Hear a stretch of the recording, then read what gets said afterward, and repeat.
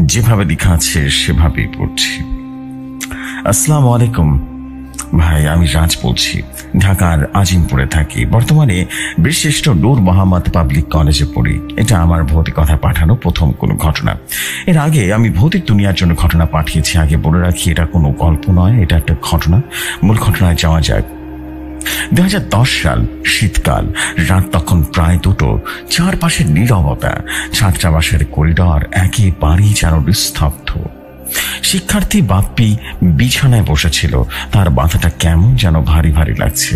বাপ্পির বন্ধু সালমান পাশের বিছানায় বসেছিল।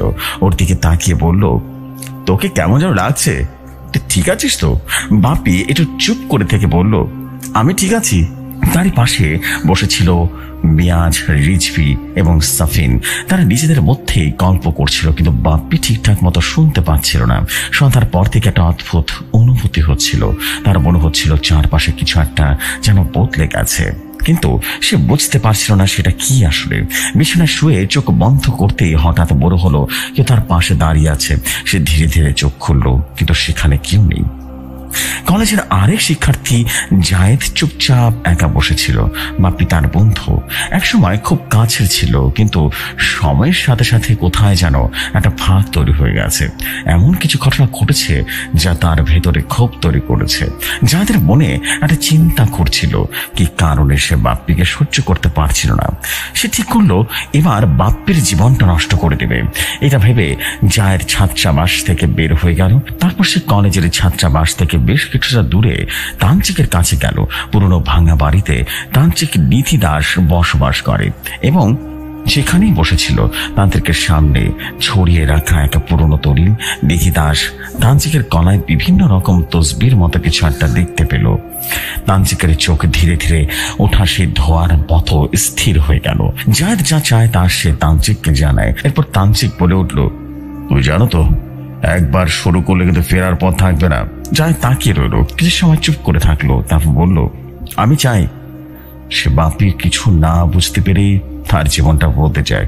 নিধি দাস দলিল করলেন আর বললেন, এটা আস্তে আস্তে শুরু হবে। প্রথমে কিছুই বুঝবে না, তারপর ধীরে ধীরে বলতে যেতে শুরু করবে। ছাত্রাবাসে বাপ্পি একদিন মাঝরাতে বিছানায় শুয়ে আছে, কিন্তু এবার কিছু একটা সত্যি বদলে গেছে। তার ঘুম আসছে এখনো। হঠাৎ বাপ্পি লক্ষ্য করলো ডিম লাইটের আলোতে বোঝা গেল জানালার পাশে রাখা বইয়ের ছায়া যেন একটু নড়লো, কিন্তু বাতাস নেই। বাপ্পি অনুভব করলো কেউ তার খাটের পাশে আছে। সে তড়িঘড়ি করে বসলো, কিন্তু সেখানে কেউ ছিল না।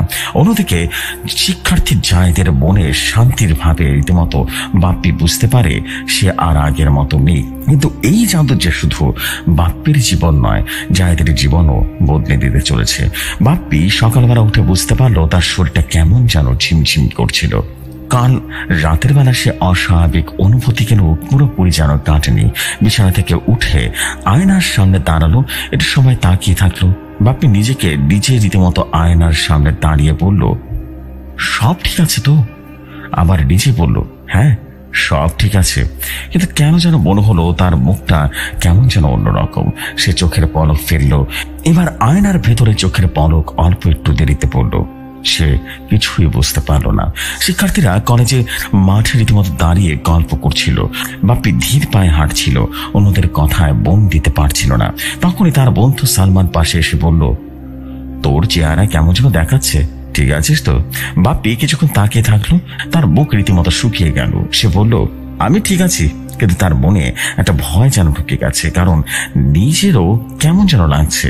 সালমান ওভাবে জিজ্ঞেস করলো, ঘটনাটা কি? ক্লাসের সময় বাংলা শিক্ষক লিটন স্যার বাপ্পিকে লক্ষ্য করলেন। লিটন স্যার বললেন, বাপ্পি তোদের চুপচাপ কেন? বাপ্পি তাকিয়ে রইল। লিটন স্যার তার দিকে আরো ভালো করে দেখলেন। তার মনে হলো বাপ্পির চোখের নিচে একটা কালো দাগ রয়েছে। সন্ধ্যার দিকে বাপ্পি ছাত্রাবাসে ফিরল। তখনই দরজার পাশে একটা শব্দ হলো। সে তাকালো, কিন্তু কেউ ছিল না। তার পাশে থাকা শিক্ষার্থী রিজভি বলল, তুই কিসের সাথে তাকিয়ে আছিস সে বলতো? হ্যাঁ, কিসের দিকে তাকিয়ে আছিস? বাপ্পি ধীরে ধীরে মাথা নাড়ল আর বলল, কিছু না। কিন্তু সে নিশ্চিত সেখানে কেউ ছিল। শিক্ষার্থী জায়েদ পুরো সময় বাপ্পির দিকে লক্ষ্য রাখছিল। তার মনে কেমন যেন একটা অদ্ভুত অনুভূতি হচ্ছিল। তান্ত্রিক নিধি দাস তাকে বলল, এই জাদু শুধু শত্রুর জন্য নয়, যার মাধ্যমে জাদু করা হয় তারও জীবনেও বদলে যায়। কিন্তু তখন জায়েদ বিশ্বাস করেনি কথাগুলো। এখন তার নিজের শরীরও কিছুটা বদলে যাচ্ছে কিনা সে নিশ্চিত নয়। রাত হলে বাপ্পি এবার আয়নার সামনে আবারও দাঁড়ালো। এবার তার প্রতিচ্ছবি সে আয়নার ভিতর থেকে হঠাৎ দেখলো পেছনে একটা অদ্ভুত ছায়া কেমন যেন দাঁড়িয়ে আছে, কিন্তু ঘরের মধ্যে কোনো আলো কিছুই যেন ছিল না। তার মনে হলো সে একটা ভুলের মধ্যে ঢুকে পড়েছে। সে মনে মনে বলল, এসব কিছু নয়, মনের ভুল। শীতের রাত, তাই সকলে নিজে নিজের পড়া রেডি করে রাতের খাবার শেষে তাড়াতাড়ি শুয়ে পড়লো। সারাদিন পড়া শোনা শেষ করে ক্লান্তি বোধ করলো, তাই সকালে শোয়ার সাথে সাথে ঘুমিয়ে পড়লো। সকাল 9টার দিকে বাপ্পি ঘুম থেকে উঠলো। সকাল থেকে এক ধরনের অদ্ভুত অস্বস্তি অনুভব করলো। তার শরীর যেন হঠাৎ করে শক্তিটা কমে গেছে, মাথাটা ঘোরাচ্ছে, শরীর খারাপ। তাই বাপ্পি মনে করলো আজ ক্লাসে যাবে না। কিন্তু আজকে তো বাপ্পির মনোবিজ্ঞান প্র্যাকটিক্যাল ক্লাস আছে, তাই কষ্ট হলেও সে রেডি হয়ে কলেজে গেল। প্র্যাকটিক্যাল ক্লাস শেষে ক্লাসে বসে বসে থাকার সময় মনে হলো তার গায়ে চাপ পড়েছে, যেন ভেতর থেকে কেউ একজন টেনে টেনে তুলছে। তার বন্ধু পাশেই ছিল, খেয়াল করছিল তাকে। রিচি বলল, তোর চোখের নিচে কালি জমেছে, ঠিক আছিস তো তুই? বাপ্পি কিছুই বলল না, কিন্তু তার মনে হচ্ছিল তার পাশে কেউ একজন আছে, তাকে কেউ একজন লক্ষ্য করছে এবং কিছুটা পরিবর্তন হয়ে গেছে। বিকেলে কলেজের শেষে রীতিমতো কোচিং করার পরে বাপ্পি ছাত্রাবাসে ফিরে এলো। বিকেল টাইমে ছাত্রাবাসে তেমন কেউ নেই। বাপ্পির রুমমেট কেউ রুমে ছিল না। ওয়াশরুম থেকে বাপ্পি হাত মুখ ধুয়ে আসলো, নিজেকে স্বাভাবিক করার চেষ্টা করলো, কিন্তু বাপ্পি কিছুতেই স্বাভাবিক অনুভব করতে পারছে না। তার বড় হচ্ছে তার শারীরিক এবং মানসিক কোনো একটা সমস্যা হয়েছে। সামনে ইয়ার ফাইনাল পরীক্ষার চিন্তায় রীতিমতো এমন হচ্ছে সে এমনটাই ভাবলো। শুয়ে শুয়ে সে হুমায়ুন আহমেদের লেখা অপেক্ষা বইটি পড়ছিল। তখনই দরজার পাশে একটা ধাক্কার শব্দ হলো। সে দ্রুত তাকালো, কিন্তু বাইরে কেউ নেই। সে ভাবলো হয়তো বা জোরে বাতাসের কারণে দরজাটি ধাক্কা খেয়েছে। রাতে বাপ্পি তার রুমমেট সহ সকলে শুয়ে পড়ল। রাত 3:30টার সময় সকালে ঘুমিয়েছে। বাপ্পি ঘুম ভাঙলে একটা অদ্ভুত অস্বাভাবিক শব্দে তার ঘুমটা ভেঙে গেল। মনে হচ্ছে যে তাদের উপরের ছাদে কেউ যেন জোরে জোরে দৌড়াচ্ছে।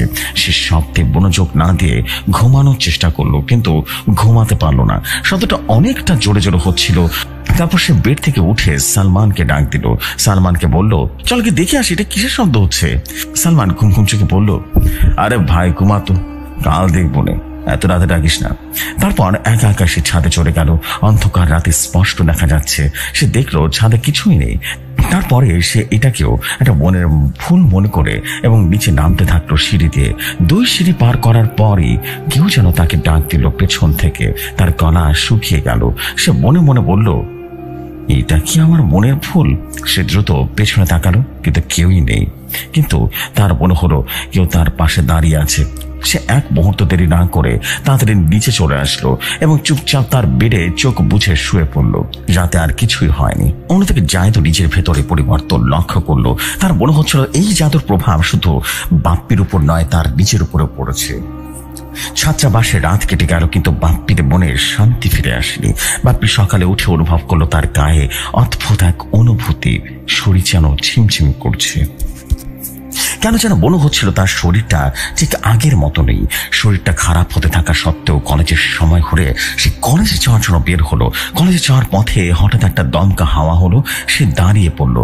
সবকিছুই স্বাভাবিক থাকলেও তার শরীরটা ঠান্ডা হয়ে যাচ্ছে। সে চারপাশে তাকালো, কিন্তু নিজেদের ভেতরে কাজে ব্যস্ত ছিল। তাহলে শুধু তার সাথে কি এমনটা করছে?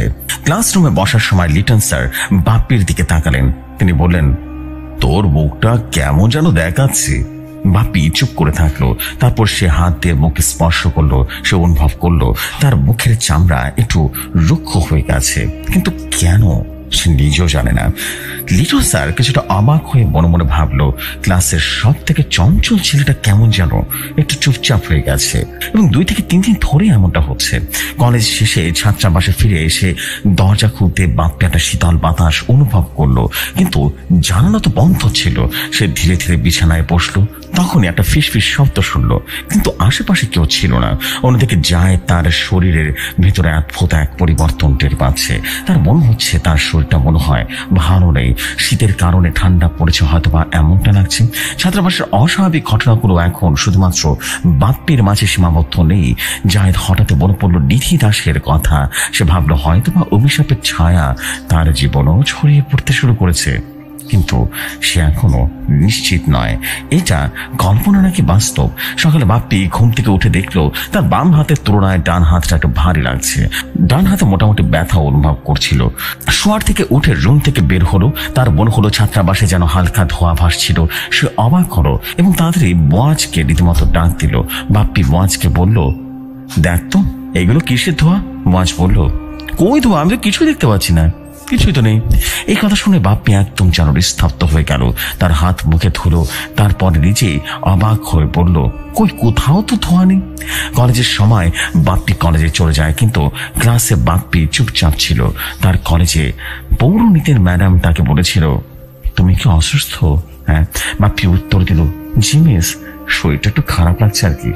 ক্লাস শেষে আজকে আর কোচিং এ গেল না বাপ্পি।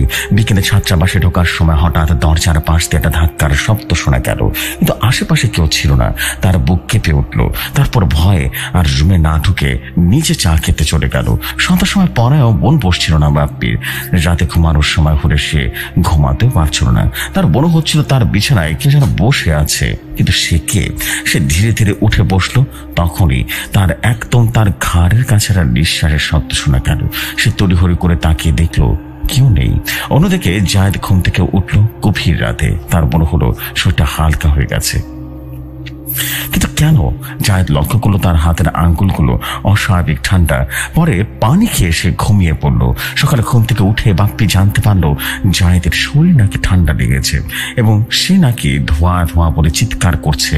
বাপ্পির মনে মনে ভাবলো জায়েদেরও মনে হয় একই সমস্যা হচ্ছে। তাই বাপ্পি সিদ্ধান্ত নিল এখন আর অপেক্ষা করা যাবে না। গত কয়েকদিন ধরে যা ঘটেছে সেটা স্বাভাবিক নয়।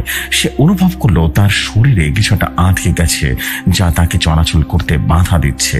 সে বেয়াজের কাছ থেকে জানতে পারলো জায়েদ নাকি পরিবর্তন শুরু হয়েছে বা অনুভব করছে। জায়েদ এখন আর তার নিজের ভুল বুঝতে পারলেও সে জানে না এই অভিশাপের শেষ কোথায়। জায়েদ নিজের ভুল বুঝতে পেরে বাপ্পিকে ডাকে এবং তাকে সব কাহিনী খুলে বলে। এ সকল শুনে রীতিমতো বাপ্পি নিস্তব্ধ হয়ে যায়। জায়েদের শরীর খারাপ, তাই সে আর কলেজে যাবে না। ছাত্রাবাসের বারান্দায় দাঁড়িয়ে বাপ্পি মোয়াজকে রীতিমতো বলল, ভাই আমি তো ভালো নেই, সত্যি বলছি, আমার শরীরে অদ্ভুত একটা পরিবর্তন করছে। মোয়াজ কিছুক্ষণ চুপ করে তাকিয়ে থাকলো, তারপর বলল, তুই যা অনুভব করছিস সেটা কি শুধু ভয় নাকি তোর শরীরে কিছু একটা হচ্ছে? সত্যি করে বলতো। বাপ্পি মুখে কিছু বলতে পারলো না। মোয়াজ বলল, শোন ভাই, তোর আজ সকালে যাওয়া লাগবে না। তো চিনিস বড় মসজিদে আবরার হুজুরকে, তার কাছে যা, নিশ্চিত কোনো না কোনো সমাধান পাবি। আর হুজুরকে জায়েদের কথাও বলিস, কেমন? বাপ্পি আগে থেকে জানা ছিল আবরার হুজুর, যিনি বহু বছর ধরে মানুষের সমস্যার সমাধান করে আসছেন। তিনি জানেন অশুভ শক্তি কিভাবে কাজ করে। বাপ্পি বড় মসজিদে গেলে হুজুর বাপ্পির চেহারা দেখিয়ে বুঝে ফেলেন। হুজুর বলল, তোমার শরীরের শক্তি কমে যাচ্ছে, কারণ তোমার আত্মা কোন এক অদৃশ্য শক্তির সাথে লড়াই করছে। এই কথা শুনে বাপ্পির শরীর রীতিমতো শিউরে উঠল। বাপ্পি কাঁপা কাঁপা গলায় বলল, আমার উপর কি সত্যি কিছু করেছে? হ্যাঁ। হুজুর মাথা নেড়ে বললেন, হ্যাঁ, এই অভিশাপ একদিন আসেনি, এটা বহুদিন ধরে তৈরি করা হয়েছে। বাপ্পি জায়েদের করা সমস্ত ঘটনা খুলে বলল। বাপ্পি আরো বলল, জায়েদও কেমন যেন বদলে যাচ্ছে, মানে তার শরীরে কেমন যেন একটা পরিবর্তন ঘটছে। হুজুর চোখ বন্ধ করে কিছুক্ষণ বসে রইলেন, তারপর বললেন, এ অভিশাপ শুধু একজনের উপরে নয়, দুজনের উপরে কাজ করছে। তার মানে এটি কালো জাদু, খুব শক্তিশালী কালো জাদু। হুজুর বললেন, জায়েদকে এখনই নিয়ে আসতে হবে। বাপ্পি সাথে সাথে ছাত্রাবাসে যায় এবং জায়েদকে সাথে করে নিয়ে আসে হুজুরের কাছে। তারপর হুজুর জিজ্ঞেস করলেন, কেন তুমি এত বড় বিপদের পথ বেছে নিলে? আর সে তান্ত্রিকটা কি বলো তো, সত্যি করে বলো। তখন জায়েদ বাধা করল, তিনি তান্ত্রিক নিধি দাস। আপনার হুজুর এবার গম্ভীর হয়ে চিন্তা করলেন, এই কালো জাদুর উৎস তান্ত্রিক, কিন্তু তার উদ্দেশ্য কি? জায়েদ বলল, সে তান্ত্রিক তো কোনো উদ্দেশ্যের বিষয়ে কিছু বলেনি। হুজুর চুপ হয়ে গেলেন। আপনার হুজুর গভীর চিন্তায় ডুব দিলেন। তার কপালে গভীর ভাঁজ দেখা যাচ্ছিল। বাপ্পি আর জায়েদ আতঙ্কিত হয়ে অপেক্ষা করছিল। বাপ্পি ভাবছিল, হুজুর কি কোন সমাধান করতে পারবেন? হুজুর দীর্ঘশ্বাস ফেললেন, তারপর বললেন, তোমাদের উপরে যে শক্তি কাজ করছে সেটা সহজে যাবে না। হুজুর আরো বললেন, নিধিদা শুধু তান্ত্রিক নয়, সে একটা অভিশাপ কারক। তার কাজ মানুষের জীবন ধ্বংস করা। বাপ্পির গলা শুকিয়ে গেল। জায়েদের মুখে একটা ভয় যেন সাদা হয়ে গেল। বাপ্পি বলল, তাহলে কি আমরা কখনো মুক্তি পাবো না? হুজুর একটু এগিয়ে এলেন, তার চোখে এক ধরনের দৃঢ়তা। আর আবরার হুজুর বললেন, অভিশাপ দূর করা যাবে, কিন্তু তোমাদের সাহসী হতে হবে অনেক। আবরার তখন বলল, কিভাবে হুজুর? হুজুর তারপর তার পরিকল্পনা শুনল। হুজুরের পরিকল্পনা অনুসারে তোমাদের আজ রাতে একসাথে থাকতে হবে, কারণ আজ রাতে অভিশাপ যখন দুর্বল হয়ে যাবে তখন শেষ আঘাতটা আসবে। তারপর তারা হুজুরের কথা শুনল এবং তারা একসাথে থাকার সিদ্ধান্ত নিল। রাতে যখন তারা একসাথে ছিল তখন তারা কেমন যেন একটা অদ্ভুত ভিন্ন ধরনের ছায়া দেখতে পেল। কোন রকম তারা নিজেদের সামনে রাখলো। রাত 2টোর একটু আগে হুজুর ছাত্রাবাসে প্রবেশ করলেন। হাতে তার কিছু একটা পানির বোতল ছিল। হুজুর এগুলোতে বিশেষ দোয়া পড়ছে, এগুলো অভিশাপের শক্তির ধ্বংস করতে পারবে। হুজুরের পরিকল্পনা অনুসারে বাপ্পি এবং জায়েদ রাত 2টার পর ছাদে যাবে। বাপ্পি আর জায়েদ ধীরে ধীরে ছাদে চলে গেল। তারা ছাদে যে দেখে সেখানে হুজুর আছে। হুজুর দেখে বাপ্পি ও জায়েদ কিছুটা স্বস্তি পেল। হঠাৎ ছাদের বাতাস ধীরে ধীরে ভারী হয়ে গেল। তারা তাদের শরীরে চাপ অনুভব করলো এবং চিৎকার দিয়ে উঠল। হুজুরের বোতলের পানি ছিটিয়ে দিলেন। ঠিক তখনই একটা বিকট আওয়াজ হলো। পুরো ছাদটা বাস রীতিমতো ঝাঁকি ছিল। ধীরে ধীরে সবকিছুই শান্ত হয়ে গেল। জায়েদের শরীর স্বাভাবিকভাবে অনুভূত হলো। বাপ্পি অনুভব করলো তার শরীরে আটকে থাকা শক্তি মুক্তি পেয়ে গেছে। হুজুর তখন বললেন, তোমরা মুক্ত, কিন্তু বলে রেখো, তান্ত্রিকের অভিশাপ কখনো সাধারণ কিছু নয়। হুজুর ধীরে ধীরে ছাদ থেকে নেমে এলো এবং তার বড় মসজিদের দিকে চলে গেল। পরের দিন সকালে বাপ্পি এবং জায়েদের কাছে ছাত্রাবাসে আবারও স্বাভাবিক হয়ে গেল। গতকাল রাতে আবরার হুজুরকে তারা ভয়ে তার ধন্যবাদ জানাতে পারেননি, তাই তারা দুজন হুজুরকে শুকরিয়া জানাতে চায়। কিন্তু তার বড় মসজিদে কেউ ছিল না। পরে জোহরের নামাজের সময় তারা গেলে তারা দেখে হুজুর না, অন্য একজন নামাজ পড়াচ্ছেন। বাপ্পি এবং জায়েদ মনে করে হয়তোবা আসরের নামাজের সময় হুজুরকে পাবেন, কিন্তু আসরের নামাজের সময় হুজুরকে না দেখে বাপ্পি এবং জায়েদ আসরের নামাজ যিনি পড়িয়েছিলেন তার কাছে আবারও আবরার হুজুরের কথা জিজ্ঞেস করলে তারা জানতে পারে হুজুর নাকি গত 2 মাস ধরে হাসপাতালে ভর্তি। তাই তারা দুজনে রীতিমতো হতভম্ব হয়ে সেখানে চলে গেল। পরে 1 মাস পরে আবরার হুজুর সুস্থ হলে বাপ্পি জায়েদ হুজুরের কাছে চলে যায়। হুজুরের সাথে কথা বলে জানতে পারে হুজুর নাকি তাদেরকে প্রথম দেখছে। এই কথা শুনে জায়েদ এবং বাপ্পি আর কিছুই বলেনি। তারা নিজেরাও বুঝতে পারলো না এটা কিভাবে সম্ভব, এটা কি আদৌ কি সম্ভব কিনা। কোন এক অদ্ভুত শক্তি হয়তোবা তাদেরকে রক্ষা করেছে আপনার হুজুরের শরীরের রূপ ধারণ করে, কিন্তু সেটা কি ছিল? আপনাদের কি মনে হয়? এই ছিল আমার ঘটনা। আমি রাজ ঢাকার আজিমপুর থেকে ঘটনাটি লিখে পাঠাচ্ছি। আশা করি ঘটনাটি ভালো লাগবে, পড়ে শোনাবেন। আসসালামু আলাইকুম।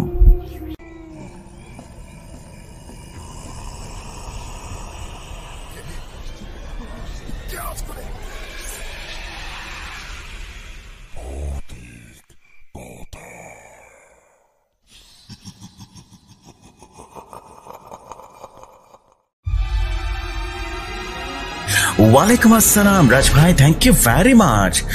আপনার স্টোরি কিন্তু মাশাআল্লাহ অনেক সুন্দর হয়েছে, এটা বলতে হবে। আমি সত্যি খুবই আনন্দিত যে এত সুন্দর একটা ঘটনা পড়লাম। Thank you very much, thank you very very much. And মনে হচ্ছে খুব সুন্দর একটা স্মার্ট স্টোরির একটা প্রত্যাবর্তন হয়েছে প্রতি কথা। থ্যাংক ইউ, থ্যাংক ইউ, আপনাকে অনেক অনেক ধন্যবাদ এই অসাধারণ ঘটনার জন্য। এবং আমি শুধু আমার কথা বলবো না, সবার কাছে বলবো যে খুব সুন্দর ছিল স্টোরিটা। এখন আমরা আরেকটা ব্ল্যাক ম্যাজিকের স্টোরি পড়বো। আছে কিন্তু পরপর 2টো ব্ল্যাক ম্যাজিকের স্টোরি আছে। অ্যান্ড আশা করছি আপনাদের কাছে দ্বিতীয় ব্ল্যাক ম্যাজিকের স্টোরিটাও বেশ ভালোই লাগবে। আর না লাগার কিছু নেই, বিকজ স্টোরিটা অনেক বেশি জোস, creepy. So thank you very much Raj ভাই, আপনার পরবর্তী ঘটনার অপেক্ষায় থাকলাম। চলে যাচ্ছি আরেকটি ব্ল্যাক ম্যাজিক ঘটনায়, অর্থাৎ আজকে তো ব্ল্যাক ম্যাজিক স্পেশাল, তাই আজকে কিন্তু 2টি পরপর কালো জাদুর ঘটনা আছে। চলে যাই ঘটনায়।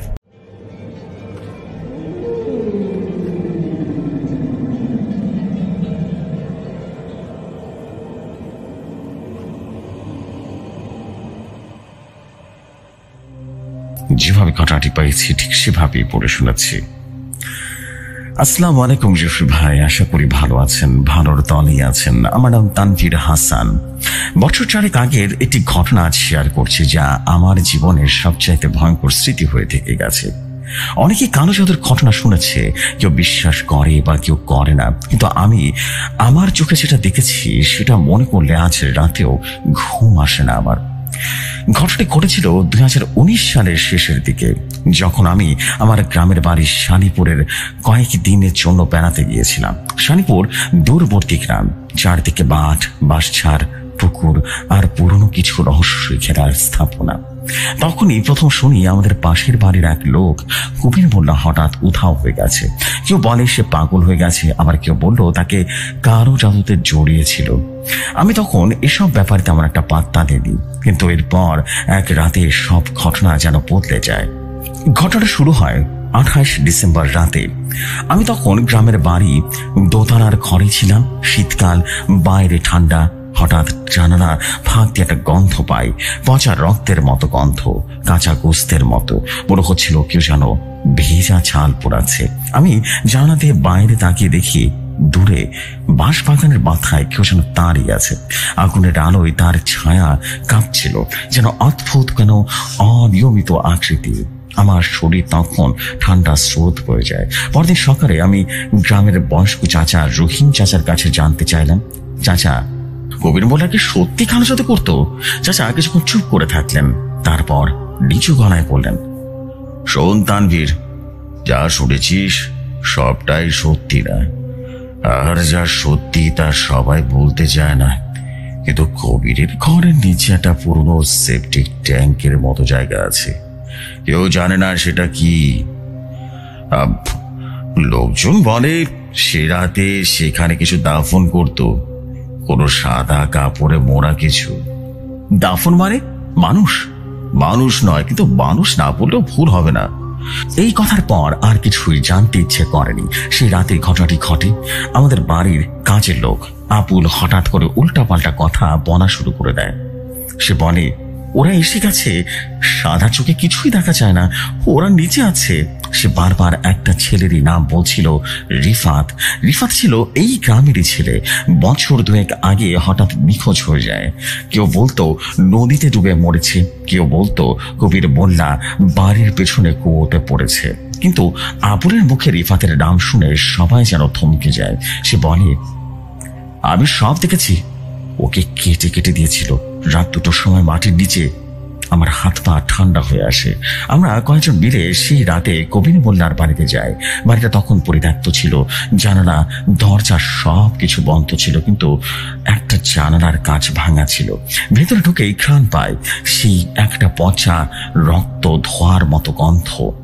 ঘরের নিচে একটা পাথরের ঢাকা দেখি, যেটা ঠিক যেন সেপটিক ট্যাঙ্কের মুখ।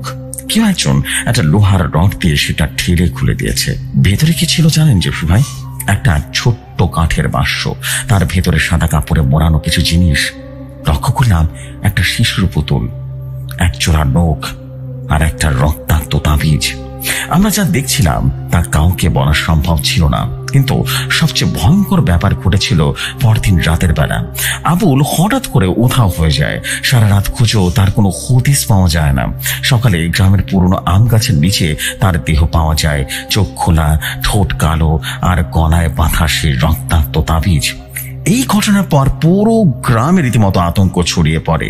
কেউ রাত নামলেই ঘর থেকে বের হয় না। অনেকেই বলে কবির মোল্লা আত্মা ফিরে এসেছে তার শেষ চুক্তি পূরণ করতে। কেউ কেউ বলে সে কোনো এক শয়তানের সাথে গোপনে চুক্তি করেছিল, কিন্তু সেই সময় বলে দিতে পারেনি। এখন সেই শয়তান নিজে শিকার খুঁজে বেড়াচ্ছে। আমি তখনও জানতাম না এই ঘটনার ভয়াবহতা তো কেবল শুরু হয়েছিল। পুরো সেপটিক ট্যাঙ্কের মুখ খুলে পাওয়া গিয়েছিল একটা কাঠের বাক্স। তার মধ্যে ছিল রক্তাক্ত তাবিজ, নখ আর একটা শিশুর পুতুল। পরদিন সকালে পাওয়া যায় আবুলের নিথর দেহ, তার গলায় ঝুলছিল সেই তাবিজ। পুরো গ্রাম যেন এমন লাশ দেখে হতভম্ব হয়ে গেল। এটা তো কেবল শুরু ছিল, আরো ভয়াবহ যে কিছু অপেক্ষা করছিল আমাদের জন্য তার কটা দিন পরে আমরা টের পেয়েছিলাম। রাতে আমি আর রহিম চাচা মিলে আবারও ঢুকলাম কবির মোল্লার সেই পরিত্যক্ত বাড়িতে। আমাদের সাথে ছিল গ্রাম পুলিশ জলিল ভাই। লাঠি আর টর্চ নিয়ে এগোলাম আমরা। ঘরে পশ্চিম দিকে মাঠের দিকে আমরা খুঁজতে খুঁজতে একটা কাঠের পাটাতন খুঁজে পাই, ধুলো বালিতে ঢাকা। ওটা তোলার পর নিচে একটা বাক্স পায়, যেন লুকানো কোনো সিন্দুক। ভেতরে একটা পুরনো চামড়া বাঁধানো ডায়েরিতে লেখা ছিল, আজ 31শে অক্টোবর।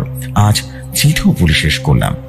অষ্টম পাতালের দিকপাল রোহানি কালা আমার ডাকে সাড়া দিয়েছেন।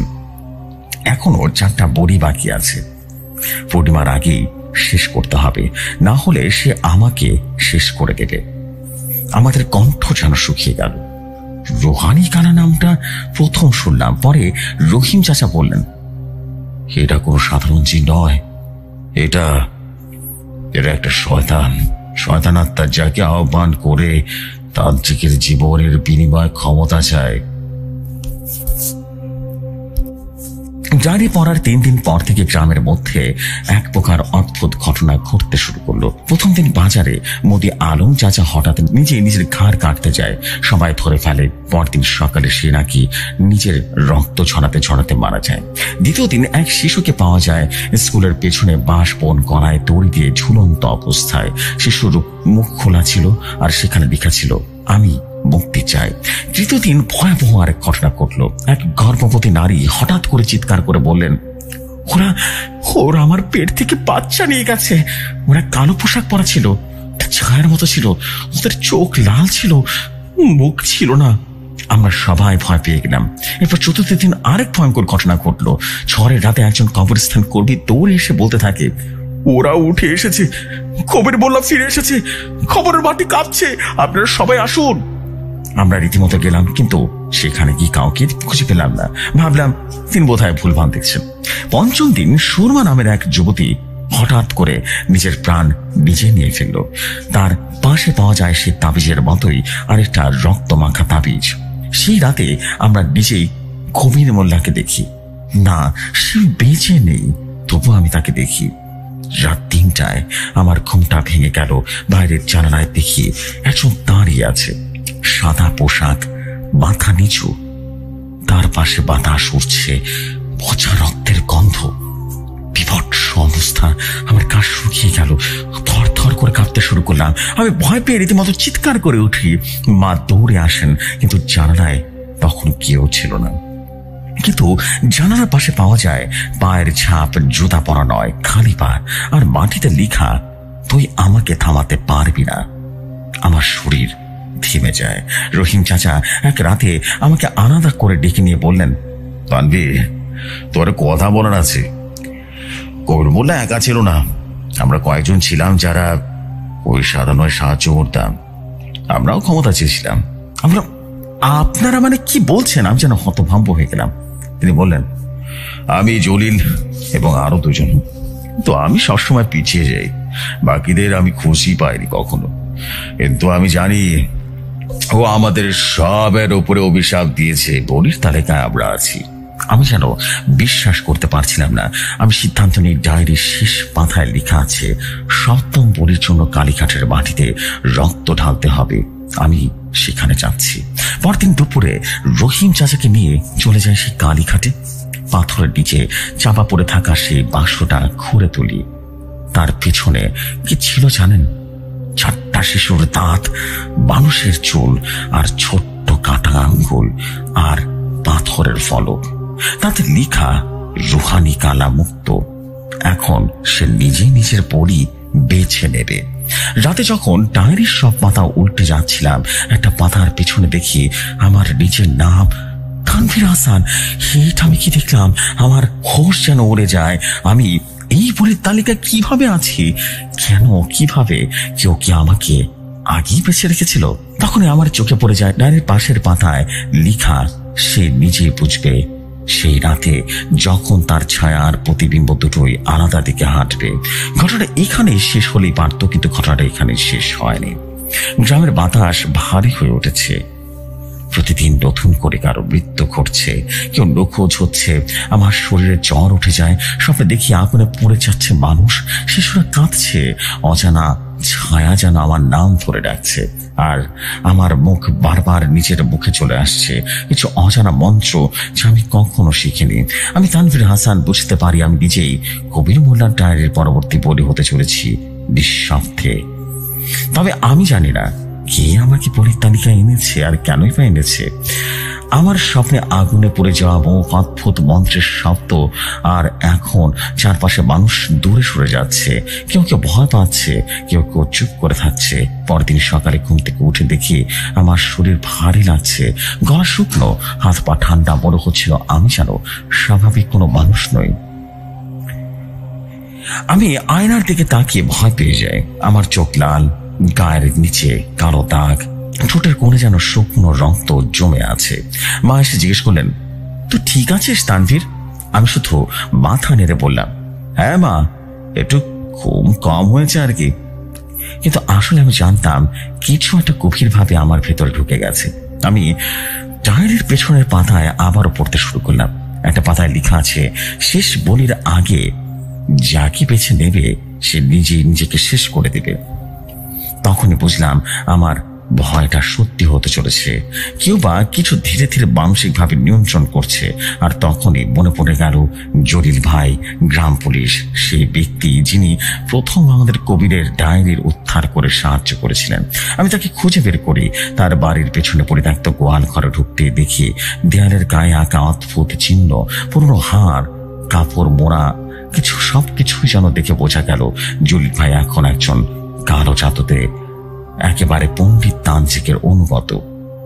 তিনি বললেন, তুই আসিস? জানতাম।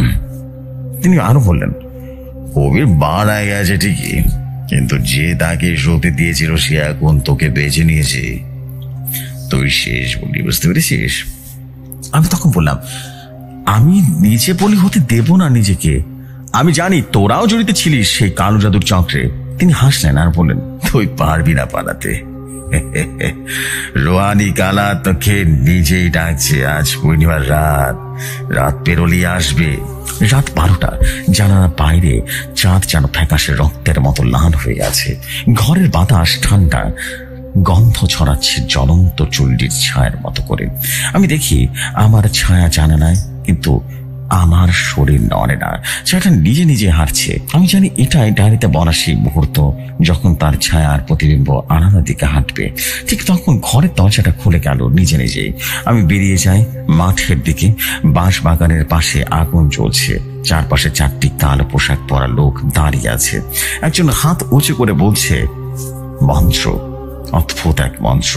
বাতাস হঠাৎ করে ভারী হয়ে যায়। আকাশ অন্ধকার, চাঁদ নিভে গেল। একটা ছায়া লম্বা ও বিকৃত ধোঁয়ার ভেতর থেকে বেরিয়ে এলো। তার চোখ রীতিমতো লাল, মুখ নেই, শুধু একটা গর্ত। সেখান থেকে আসছে ভয়ঙ্কর শব্দ, যেন হাজার মৃত আত্মার কান্না। সে আমার দিকে তাকিয়ে বলল, তুই এখন আমার, তুই স্বেচ্ছায় এসেছিস, তোর ভিতরে আমি এখন থাকবো। আমি জ্ঞান হারালাম। যখন জ্ঞান ফিরল, আমি একটা পরিত্যক্ত ঝুপড়ির মধ্যে শুয়েছিলাম। আমার পাশে এক বৃদ্ধ বসে আছেন। তার নাম বললেন কবির মোল্লার মাস্তান গুরুর শেষ শিষ্য ফজল করিম। তিনি বললেন, তুই মরিস নি, রক্ষা পেয়েছিস, বুঝতে পেরেছিস? কেউ তোকে ছাড়েননি, তোর ভেতর ঢুকে পড়েছে। এখন তুই চাইলে ওর হাত থেকে কিন্তু মুক্তি পেতে পারিস, তবে তার জন্য দিতে হবে আর একটা বলি। আমি যারা কেঁপে উঠলাম। আমি বললাম, মানে কি? অন্য একজনে তোর জায়গা নিতে হবে, বুঝতে পেরেছিস? তাহলে একদিন তুই নিজের গলা কিন্তু কেটে ফেলবি। আমি বুঝতে পারলাম এটা স্রেফ বেঁচে থাকার প্রশ্ন নয়, এটা আমার আত্মাকে বাঁচানোর প্রশ্ন। এখন আমি যাদের বিশ্বাস করি তাদের মধ্যে কাউকে কি এই বলি দিতে হবে? কাকে দেব, কাকে মারবো? আমি নিজে কি আর তখন মানুষ থাকবো? রুহানি কালা আমার শরীরে ঢুকেছে। আমার ঘুম নেই, স্বপ্ন নেই, শুধু একটা অন্ধকার ছায়া মাথার ভেতরে ঢুকছে। মগজ ফিসফিস করে বলছে, আরেকটা ফুটি, আরেকটা। গ্রামের মানুষ এখনো জানে না তাদের মাঝে একজন ঘুরে বেড়াচ্ছে, সে সম্পূর্ণ মানুষ নয়। আমি তানভীর হাসান এখন নিজেই জানি না আমি আদৌ বেঁচে আছি নাকি কি হচ্ছে আমার সাথে। আমি তানভীর কবির মোল্লার ডায়েরির নিচে নাম নিজেই খুঁজে পাই। বুঝে যাই আমি পরবর্তী বলি, কালো জাদুর শয়তান রুহানি কালা আমার শরীর দখল করে নিয়েছে, আর আমি ধীরে ধীরে আমার মানসিক ভারসাম্য হারাতে থাকি। আমাকে একমাত্র রক্ষা করতে পারে নতুন এক বডি, কিন্তু আমি কি নিজেকে বাঁচাতে অন্য কারো জীবন নেব? পরের দিন রাতে আমি ঘুমাতে পারছিলাম না। পিছনে আম গাছটার নিচে বসেছিলাম। বাতাস ভারী হয়ে গেল। মাথার ভেতরে ফিস ফিস করে শয়তানের কণ্ঠস্বর শোনা গেল। তোর মা, তোর বন্ধু সাব্বির, তোর চাচাতো ভাই রায়হান, কাউকে দে। আমি চোখ বন্ধ করে ফেলি, কিন্তু যখন খুললাম দেখি সামনে দাঁড়িয়ে আছে আমার মা। তিনি কাঁপা গলায় বললেন, তুই তো ঠিক ছিলি না, কিন্তু এখন পুরোপুরি বদলে গেছিস তানভীর। আমি চুপ করে থাকি, জানি না আমি কি হয়ে গেল আমার ভেতরে। 31শে জানুয়ারি পূর্ণিমার রাত, আবার সে অভিশপ্ত রাত। রাতে আমি স্বপ্নে দেখি আমার ঘর ধসে পড়েছে, রক্তে ভাসছে বেছে, আর তার মাঝখানে দাঁড়িয়ে আমি। আমার মা চোখ দুটো রীতিমতো কোটর থেকে বের হয়ে আছে, মুখ থেকে ধোঁয়া বের হচ্ছে। আমার চোখ খুলতে দেখি আমার ঘরের বেঁচেতে দাঁড়িয়ে, হাতে ছুরি, মায়ের গায়ের গন্ধ। না, আমি এটা করিনি। আমি তো এরপর একটা শব্দ আসে আর বলল, তুই করিস নাই, আমি করেছি। রুহানি কালার কণ্ঠস্বর আসলো। আমি রীতিমতো চিৎকার দিয়ে উঠি। ঘর কেঁপে উঠে দরজা ভেঙে ঢুকলো রহিম চাচা, ফজলে করিম এবং গ্রামের দুজন। তারা আমাকে টেনে ধরে, আর আমি তখন অজ্ঞান প্রায়। আমাকে নিয়ে যাওয়া হয় গ্রামের পুরনো শ্মশান ঘাটে। সেখানে তারা একটা বিশাল বৃত্ত আঁকে, লাল রঙের রক্তে ভেজানো কাপড় দিয়ে চারদিকটা ঘিরে ধরা। আমার চোখের সামনে জ্বলে উঠল আগুন, এবং রুহানি কালার ছায়া বেরিয়ে আসে আমার শরীর থেকে। সে চিৎকার করে বলল, তুই ঠকালি, আমাকে প্রতিশ্রুতি দিয়ে বলে দিল না আমি ফিরে আসবো। তারা মঞ্চ পরে আগুনে ছুড়ে দেয় সে ডায়েরি, সে তাবিজ, আর একটা শিশুর দাঁত। দুহাটা মুহূর্তে হারিয়ে যায়। আমার গা থেকে যেন 1000 টন ভার নেমে গেল। আমি চোখ বন্ধ করলাম। আমার মা বেঁচে ছিলেন, রক্ত ছিল গরুর। আমি আসলে কিছুই করিনি। রুহানি কালা আমাকে দিয়ে করাতে চেয়েছিল, কিন্তু শেষ সময় আমি নিজেকে আটকে রাখতে পেরেছিলাম। ফজলে করিম বলেন, তুই শেষ মুহূর্তে নিজের আত্মা বিক্রি করনি, তুই মানুষ হিসেবে টিকে আছিস, বুঝতে পেরেছিস? আমি গ্রাম ছেড়ে চলে আসি, আর কখনো গ্রামে ফিরে যায়নি। রুহানি কালা হয়তো হারিয়ে গেছে, হয়তোবা নয়, কারণ মাঝে মাঝে এখনো স্বপ্নের ভেতরে আমি সেই অদ্ভুত ছায়াটাকে দেখতে পাই। আমি শুধু প্রার্থনা করি আর যেন কোনোদিন এমনটা না হয়। যে সময় এটাই ছিল আমার ঘটনা প্রতি কথার জন্য। যদি ঘটনাটি ভালো লাগে পরে শোনাবেন। আসসালামু আলাইকুম।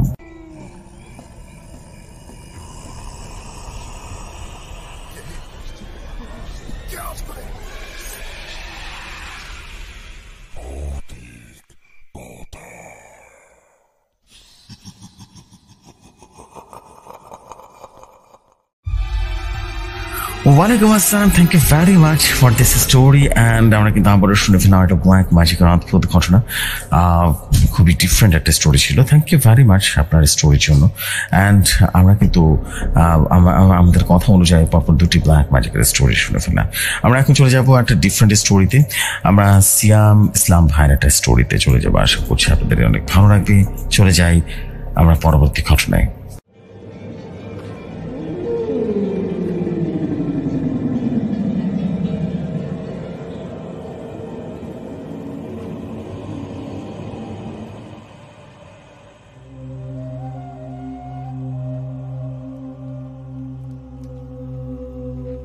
যেভাবে লেখা আছে সেভাবেই পড়ছি।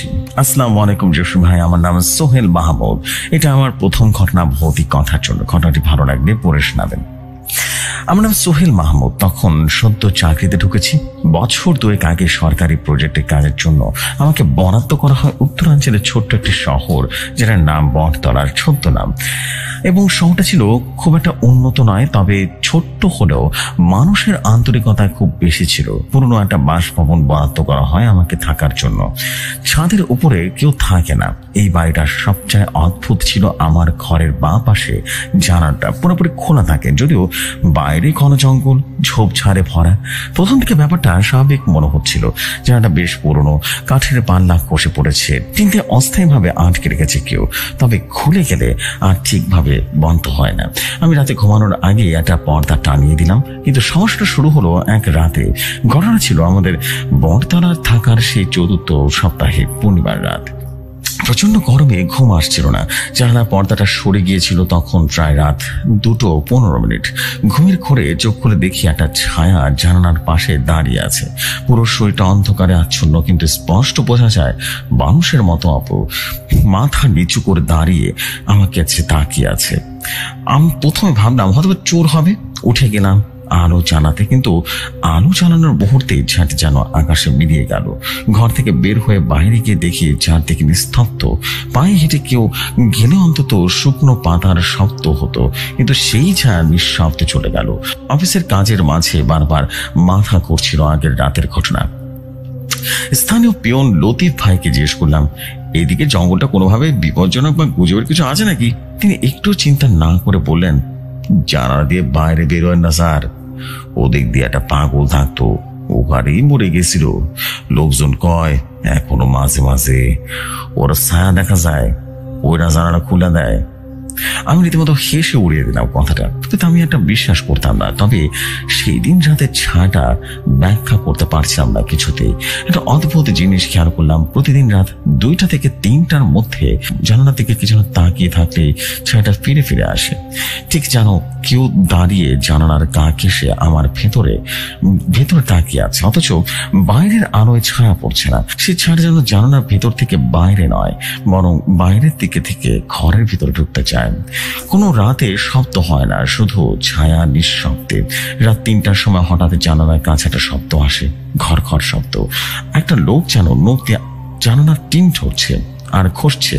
আমার গায়ে কাঁটা দিয়ে উঠলো। দরজা জানালা দিয়ে রীতিমতো বসে রাখলাম, আলো জ্বালিয়ে, হাতের কাছে কাঠের লাঠি নিয়ে। সকালবেলা উঠে দেখি জানালার দিকে রীতিমতো নিচে কাদা মাটির ওপরে পায়ের ছাপ। কোনো মানুষ নয়, বরং অদ্ভুত ভাবে পেছনে বাঁকানো পায়ের ছাপ, ঠিক যেন কেউ উল্টো ভাবে পায়ে হেঁটে গেছে। ছবি তুললাম, পিয়ন লতিফ ভাইকে দেখাতে তিনি বললেন, স্যার এটা তো সাহাজিনের সাপ। এই ছায়া রীতিমতো হাঁটে, বুঝতে পারছেন? আর সামনে আসলে তার শরীর নাই ছায়া হয়ে যায়, আর পেছনে পেছনে চলাফেরা করে, এটা ছায়াজিন। 3 দিন পর লোহার অ্যাঙ্গেল দিয়ে রীতিমতো জানালাটা জোর করে আটকানো হলো। তারপরে 2 রাত কিছুই ঘটেনি। 3য় রাতে আবারও সেই শব্দ। এবার জানালা থেকে নয়, শব্দটা এলো ঘরের দেয়ালের ভেতর থেকে। দেয়াল যেন নিঃশব্দে ফেটে উঠেছে, যেন কেউ জানালার পরিবর্তে এখন দেয়ালের ভেতরে ঢোকার পথ খুঁজছে। এক ভয়ঙ্কর গন্ধ ছড়ালো ঘরের ভেতরে, পচা রক্ত আর ধোঁয়া মিশ্রিত এক বিভৎস গন্ধ। কিছুক্ষণ পরে থেমে গেল এবং আমার দিকে তাকালো। আমি আতঙ্কে চোখ বন্ধ করলাম। 20 থেকে 30 সেকেন্ড পর আবারও চোখ খুলে দেখি কিছুই নেই। পরদিন সকালে আমি স্থির করলাম এই বাড়ির ইতিহাস আমাকে জানতে হবে, নাহলে ঝামেলা দিন দিন বাড়তে থাকবে। বটতলার পুরনো বইপত্র খুঁজতে গিয়ে এক বৃদ্ধ মসজিদের ইমাম আমাকে বললেন, এই জায়গাটা আগে স্কুল শিক্ষকের ছিল, তার নাম ছিল সাদেক মাস্টার। বউ মারা যাওয়ার পর উনি একাই থাকতেন। তারপর একদিন হঠাৎ করে জানালায় রীতিমতো গলায় রশি দিয়ে আত্মহত্যা করেন। কিন্তু অদ্ভুত ব্যাপার হলো, তার আত্মহত্যার কোনো কারণ কেউ খুঁজে পায়নি। কেউ বলতো উনি ছায়া দেখতে পেতেন, আর এরপর থেকে প্রতি পূর্ণিমায় কেউ না কেউ সেই জানালায় দাঁড়িয়ে থাকা একটা ছায়া দেখেছে। শরীর যেন কেঁপে উঠলো, কিন্তু জানালাটা তো বন্ধ। আমি বলতেই ইমাম সাহেব বললেন, চা কি কখনো জানালায় দরকার পড়ে? হ্যাঁ ভাইজান, ওরা আসে যেখানে ওদের ডাকা হয়। একদিন রাতে আমি বিছানায় বসে কাজ করছিলাম ল্যাপটপে। হঠাৎ মনে হলো কে যেন আমার কানে ফিসফিস করে বলল, সোহেল জানালা খুলে দাও। আমি এক ঝটকায় উঠে দাঁড়ালাম। কেউ নেই, দরজাটা বন্ধ, জানালাও লক করা। ঘড়ির কাঁটা দেখলাম 2:59। হঠাৎ করে জানালার পাশের দেয়ালের রং ফেটে বেরিয়ে এলো এক লালচে পানি, গন্ধে মনে হলো রক্ত। তখনও শুনলাম শব্দটা আবারও আসছে, ও জানি তুমি এখানে থাকো, এখন ওকে দেখতেই হবে। এক ভয়ঙ্কর রাতে 14 অগ্রহায়ণ, তীব্র শীতে আমাদের ঠান্ডায় রীতিমতো কাঁপছিলাম। জানালার পাশ থেকে রীতিমতো আবারও সেই ছায়া দেখা গেল। এবার আর দৃষ্টি সরাতে পারলাম না। এবার স্পষ্ট দেখতে পেলাম একটা মানুষের মতো ছায়া, যার মুখে কোনো মুখ নেই, যার মুখে গর্ত, যেখানে চোখ থাকার কথা সেখানে কালো কোহবর, হাত নেই, কেবল হাতের মতো ধোয়ার মতোটা ছায়া, যেগুলো দেয়ালে খসাখসি করছিল। সে আমার দিকে তাকিয়ে মুখে শব্দ করলো, তুই তোর ঘরে থাকিস, এখন তুই তার জায়গা। ঘুমের ঘরে আমি জ্ঞান হারালাম।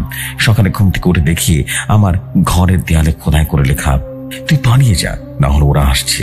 এবং লতিফ ভাইয়ের মাধ্যমে পুরনো মিউনিসিপাল অফিসের একটা পরিত্যক্ত ফাইল কেটে পেলাম একটা রিপোর্ট। সাদেক মাস্টার নামের লোকটি মানসিক চিকিৎসার ইতিহাস ছিল না, কিন্তু তার মৃত্যুর কিছুদিন আগে তিনি বলতেন, আমি রাতে ঘুমাতে পারি না, ছায়াটা জানালার দিকে দাঁড়িয়ে থাকে, আমাকে কিছু বলছে কিন্তু আমি বুঝতে পারি না। আরো এক ভয়ঙ্কর লাইন সেখানে ছিল, ঘর খালি করতে চায়, যেন কেউ আসে তার মতো করে। একজন বয়োজ্যেষ্ঠ কবিরাজের কাছে গেলাম। তিনি কাঁচা হলুদের পানি ছিটিয়ে দিয়ে বললেন, এই জায়গাটা ছায়া জিন আছে, এটা একটা পথ প্রদর্শক ছায়া। ওরা যে একবার ঢোকে সেই ঘরে আর কাছে নিরাপদ থাকে না। জানালা আসলে রীতিমতো এক প্রবেশদ্বার, আর তুমি জানালা বন্ধ করেছো, তাই এবার তোমার ভেতর দিয়ে ঢুকবার চেষ্টাও করবে। আমার পা রীতিমতো ঠান্ডা হয়ে গেল। সে সাথে আমার ঘুম ভেঙে দেখি আমার শরীর জমে গেছে, একটু নড়তে পারছি না, যেন অসাড় হয়ে গেছে। জানালার দিকে তাকিয়ে দেখি সেই ছায়াটা বিছানার পাশে দাঁড়িয়ে আছে, একদম যেন আমার বুকের কাছে, আর তার নিঃশ্বাসের শব্দ আমি শুনতে পাচ্ছিলাম। শরীরটা এবার একদম আমার। আমি চিৎকার করলাম, কিন্তু কোনো শব্দ বের হচ্ছিল না। ঠিক তখনই বিকট এক আওয়াজ হলো, এবং দরজার বিকট আওয়াজে মনে হচ্ছিল কিছু ধাক্কা মারছে। সব মিলিয়ে জ্ঞান হারালাম। পরদিন সকালে আমি সিদ্ধান্ত নিই, যাকে থাক বা না থাক, এই বাড়িতে আর এক মুহূর্ত থাকা যাবে না। ঘর খালি করে বেরিয়ে যাওয়ার সময় জানালার পাশে এসে পুরনো চিঠিটা পাওয়া গেল, যেটা হয়তো আমার দেয়ালের ভেতরে থেকে রীতিমতো খসে পড়েছে। সেটা ছিল সাদেক মাস্টারের হাতের লেখা, এই জানালা খুলে দিও না, আমি ভুল করেছিলাম, এখন ছায়াটা আমার ভিতরে আছে। ওই জানালায় দাঁড়িয়েছিল, এখন আমার ভিতরে বসবাস করছে ছায়াটা। বাড়ি ছাড়ার পর অনেক বছর কেটে গেছে, এখন অন্য এক জায়গায় থাকি, কিন্তু আজও পূর্ণিমার রাত 3টার দিকে আমার ঘুম ভেঙে যায়। এক বন্ধুকে পাঠিয়েছিলাম, সে ফিরে এসে বলল, ভাই জানালায় কার ছায়া ছিল রে? আমি তো বাইরে কাউকে দেখতে পারিনি, কিন্তু কাছে কি যেন ছায়া ছিল। বাড়িটা ছাড়ার পরেও আমার ঘুমের মধ্যে প্রায় সে জানালাটাকে দেখতাম, যেটা আমি লোহার অ্যাঙ্গেল দিয়ে বন্ধ করেছিলাম। অদ্ভুতভাবে সে বন্ধ জানালার ভেতর থেকে কি যেন আমাকে ডাকছিল আর বলছিল, ফিরে আয়, আমি এখন অপেক্ষায় আছি। স্বপ্ন হলো সেই ধাক্কাটা বাস্তব ছিল। এমনই একদিন হঠাৎ করে শুনি লতিফ ভাই মারা গেছেন। তার পায়ে পচন ধরেছিল, কিন্তু মৃত্যুর আগে নাকি অসংলগ্নভাবে কথা বলে গিয়েছিল। সে বলেছিল, জানালা খুলে ফেলেন, সে জানালা দিয়ে ফিরতেছে, জানালা বাইরে থাকেন না। এই কথা শোনার পর আমারও মন চাইল না, কিন্তু কে যেন ঠেলে আমাকে সে আবারও বটতলা নিয়ে গেল। গিয়ে দেখি বাড়ির চেহারাটা একদম আগের চেয়ে আরো বেশি ভৌতিক হয়ে গেছে। যারা প্লাস্টার রীতিমতো খুলে পড়েছে, এবং ঘরের ভেতরে হাঁটলে ধুলোর গন্ধ রীতিমতো দম বন্ধ হয়ে যায়। কিন্তু সবচেয়ে ভয়ঙ্কর ব্যাপার ছিল, জানালাটা আবারও খুলে গেছে। লোহার অ্যাঙ্গেল ভেঙে ভেতরে পড়ে আছে, এবং জানালার নিচে পেছনে একটা বাঁকানো পায়ের ছাপ। ভেতরে ঢুকতেই যেন ঘরের বাতাস আস্তে আস্তে ভারী হতে লাগলো। একটা পুরনো আয়না ছিল জানালার বিপরীতে। সেই আয়না আমি নিজেকে দেখতে পেলাম, কিন্তু চোখে চোখ রাখতে পারলাম না, কারণ আমি যেটা আয়না দেখছিলাম সেটা আমি ছিলাম না। আমার মুখ নরমাল ছিল, চোখ কালো ছিল, আর ঠোঁটের কোণে একটা অসুস্থ হাসি ছিল। একটা কোণে পড়েছিল একটা পুরনো পেন ড্রাইভ, সম্ভবত সাদেক মাস্টার, জানতাম না চালু হবে কিনা, কিন্তু ল্যাপটপ লাগাতে সেটা খুলে গেল। সেখানে একটা ভিডিও ছিল, রাতের বেলার ভিডিও। সাদেক মাস্টার বসে আছেন বিছানায়, ঘরের ভেতরে ক্যামেরা, এবং ঘড়িতে তখন রাত 2:45। জানালার পাশে একটা ছায়া এসে দাঁড়ালো। ধীরে ধীরে জায়গাটা গা ঘেঁষে দেয়ালে খসা দিতে থাকে। সাদেক মাস্টার তখনও বন্ধ করে কিছু পড়ছিলেন। 2:59 সাদেক মাস্টার হঠাৎ থেমে যান। 3:01 তিনি আচমকা উঠে দাঁড়িয়ে হাসতে শুরু করলেন, এক বিকট অস্বাভাবিক হাসি। মুখটা উল্টে যাচ্ছিল। ভিডিওর শেষে শুধু একটাই কথা বললেন, আমি এখন শুধু একটা ছায়া, আমি এখন শুধু একটা ছায়া। জানালা আমার ঘর নয়, আমি নিজেই জানালা। সেই রাতে আমি সিদ্ধান্ত নিই এই জানালার রহস্য আমাকে শেষ করতেই হবে। ঘর পরিষ্কার করি, জানালার চারিদিকে লবণ ছিটিয়ে দিই এবং দরজা বন্ধ করে কোরআন শরীফ তেলাওয়াত করতে থাকি। 2:50 ঘরের বাতাস কাঁপতে শুরু করলো। 2:57 জানালা হালকা ছায়া দেখা দিল এবং 2:59 আমার পেছনে দাঁড়ালো সে ছায়াটা। আমি ঘুরে তাকাতে দেখি সাদেক মাস্টার, কিন্তু তার মুখ ছিল ছায়ার মতো, চোখে গর্ত, বুকের ভেতরে অন্ধকার আর শ্বাস যেন ধীরে ধীরে পড়ছে। তিনি ধীরে ধীরে বললেন, তুই আমাকে জায়গা দিলি, তুই জানালায় তাকালি, তুই ঘরে ঢুকলি, এখন তুই আমার। আলোর স্পর্শে শরীরটা যেন ফেটে যায়। আলো জ্বালালাম, ঘর থর থর করে কাঁপতে শুরু করলো। তখনই হঠাৎ সবকিছু নিস্তব্ধ। আমি আর কোনোদিন সেই ঘরে যাইনি, কিন্তু জানাটা আজও আছে। অদ্ভুত বিষয় করে স্থানীয় জানে যেখানে ওরা ভাড়া থাকে, সে রাতে জানালার পাশে দাঁড়িয়ে থাকে অদ্ভুত তার ছায়া। জানালাটা আজও খুলে যায়, কিন্তু ভেতর থেকে। তারা বলে এই ছায়া এসে রাত 3টায় জানালায় ঘষাঘষি করে, অদ্ভুত সাউন্ড করে। ঘটনাটা এখনো অনেকে কাহিনী ভাবে উড়িয়ে দিবে বা গাছে করে ভাববে, কিন্তু আমি জানি ঘটনার ভয়াবহতা কত বেশি ছিল। এই ছিল ঘটনা। আমি এরপর ফিরে আসি, আর কখনো সেখানে আর যাওয়া হয়নি, সেটা এখনো পড়ে আছে। আমি ভেবেছিলাম সেই ঘটনার রহস্য উদ্ঘাটন করতে পারবো, কিন্তু আমার দ্বারা সেটা সম্ভব হয়নি। এই ছিল ঘটনা। ভালো লাগবে পড়ে শোনাবেন। আসসালামু আলাইকুম।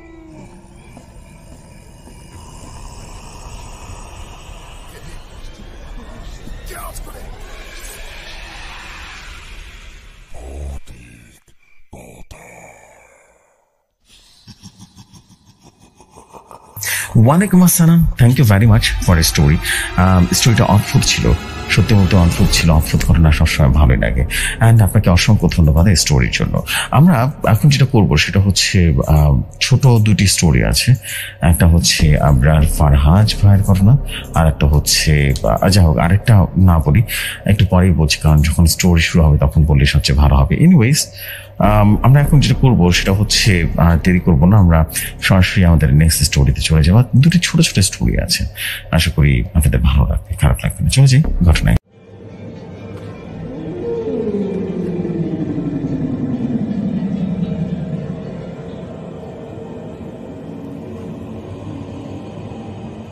যেভাবে লেখা আছে সেভাবে পড়ছি। আসসালামু আলাইকুম জুবশন ভাই, কেমন আছেন? আশা করি ভালো আছেন। আমি ইয়াসিন এবং নারায়ণগঞ্জের বন্দর থেকে বলছি। আশা করি যে ঘটনাটা বলবো সেই ঘটনাটি আপনাদের কাছে ভালো লাগবে, এবং ঘটনাটি করেছিল আমার আব্বুর সাথে। তাহলে শুরু করা যায়। 1989 সাল। আমার আব্বুর বয়স তখন 8 কিংবা 9 বছর। তখনকার সময় কারেন্ট ছিল না, কেরোসিন তেলে কপি ব্যবহার করতো। আর আমার আব্বু ছিলেন আমার দাদা দাদির বড় ছেলে, তিনি ক্লাস 3-তে পড়তো। তখন আমার বড় ফুপুর বিয়ে হয়ে যায়। ঘটনাটা শুরু ঠিক সেখান থেকে। আগে বলে রাখি, আমার দাদু ছিলেন এখন পার্ট অফিসের ম্যানেজার। আমার দাদু চাকরি নেওয়ার 5 বছর পর আমার 2 ফুপু বিয়ে হয়ে যায়। আমরা ফুপুরা 5 বোন, ভাই নেই। ছোট 2টা ভাই ছিল, আমার আব্বু আর আমার চাচা। আমার ফুপুদের নাম রাজিয়া, কলি, মাজেদা, পারভিন, আজেদা এবং আমার আব্বুর নাম রনি। ছোট চাচা জনির মাঝে আব্বু আমার ফুপুকে তার শ্বশুর বাড়িতে দিয়ে আসতো আর আনতে যেত। আগে বলে রাখি, আমার বড় ফুপুর বাসা আমাদের বাসা থেকে একটা বিল পরে। আমার আব্বু ছিল বড় ছেলে। আমার দাদু তো একদিন আমার আব্বু আমার ফুপুকে তার শ্বশুর বাড়িতে দিয়ে আসতে যায়। তখন আমার ফুপুর স্বামী তাদের বাসায় ইলিশ মাছ আনি। তখন আমার আব্বু বাসায় আসতে গেলে দুলাভাই এবং তার বোন জড়াজড়ি করে যে, বসো রনি, ভাত খেয়ে যাবে। আব্বু আমার ওই মাছ বাঁচা দিয়ে ভাত খেতে খুব পছন্দ করতো। ঘটনাটি ঘটে তখনই। আব্বু রাত 9টা কিংবা 10টার দিকে হবে। তখন গ্রামে অনেক রাত, খুব একটা মানুষ আসা যাওয়া করতো না, কারেন্ট ছিল না। বেশি রাত হয়ে যাওয়ার কারণে তাদের বাসায় ফিরতে হতো। বিলে বসে রীতিমতো বাসায় ফেরার চিন্তা করেন। আগে বলে রাখি, বিলের মাঝে একটা ইজল গাছ আছে এবং এখনো সেই গাছটার কাছে যারা যায় তারা কিন্তু অনেক রকম ভয়ঙ্কর বিষয় দেখে এবং শরীরটা বন্ধ করে দেয়। যাই হোক, আব্বা দেখলো যে সব পড়তে জানো এবং আর ধারালে রীতিমতো ঘামতে লাগলো। আব্বা গাছের সামনে আসতে দেখলো একটা চর খেয়ে আব্বা অজ্ঞান হয়ে যায়। আর তখনই আব্বু অজ্ঞান হয়ে পড়েছিল।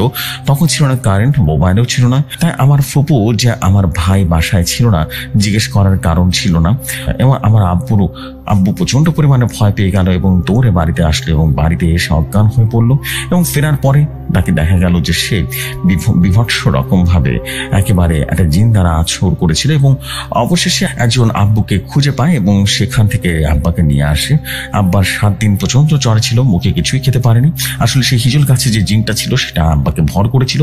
পরে কবিরাজ আনে, কবিরাজটার নাম ছিল মুন্সি, ওনার কাছে যায় এবং উনি ঝাড়ফুঁক করে দেয়, তেল পরা দিয়ে দেয়। পরে আব্বু অনেক রকম ভাবে কষ্ট করে এবং 7 দিন পর মোটামুটি সুস্থ হয়ে যায়। কবিরাজ বলে দেয় যে সেই ইলিশ মাছ না খেতে দেওয়ার কারণে সেই পিশাচে জিনটা তাকে ভর করেছিল, তাকে কষ্ট দিয়েছিল, অত্যাচার করেছিল। এই ছিল ঘটনা। ভালো লাগলে পড়ে শোনাবেন। Thank you so much. আপনার স্টোরি আমি কিছু বুঝতে পারছিলাম না বেসিক্যালি, বিকজ আপনার স্টোরি কোনো দাড়ি কমা ছিল না, প্লাস অনেক স্পেলিং মিস্টেক ছিল। এনিওয়েজ আপনি লিখেছেন, ভালো লাগছে। এনিওয়েজ আমরা এখন চলে যাচ্ছি আমাদের পরবর্তী স্টোরিতে।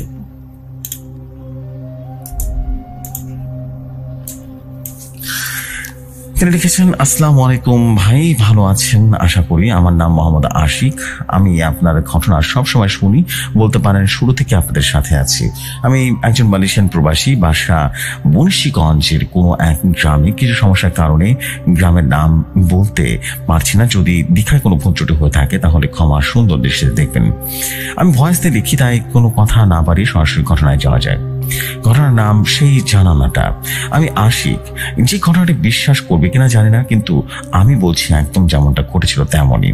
আমাদের গ্রামে একটা পুরনো জমিদার বাড়ি আছে। সবাই বলে ওই বাড়ির পশ্চিম দিকে জানালাটা অভিশপ্ত, রাতে কেউ ওদিকে তাকায় না। এসব আমি কুসংস্কার ভাবতাম।